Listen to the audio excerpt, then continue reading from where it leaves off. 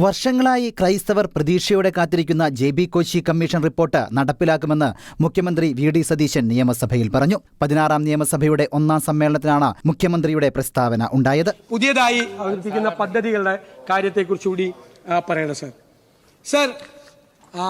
ഇവിടെ ക്രൈസ്തവ വിഭാഗങ്ങളുടെ കാര്യങ്ങൾ പഠിക്കുന്നതിന് വേണ്ടി തീരുമാനിച്ച ജെ.ബി. കോശി കമ്മീഷൻ റിപ്പോർട്ട് വിശദമായി പഠിച്ച് അത് നടപ്പാക്കുന്നതിനുള്ള നടപടികൾ സ്വീകരിക്കും. ക്രിസ്ത്യൻ ജനവിഭാഗങ്ങൾ നേരിടുന്ന വിവിധ പ്രശ്നങ്ങൾ പഠിക്കാൻ സർക്കാർ നിയോഗിച്ച ജസ്റ്റിസ് ജെ.ബി. കോശി കമ്മീഷൻ റിപ്പോർട്ട് ഔദ്യോഗികമായി പ്രസിദ്ധീകരിച്ചിരുന്നു.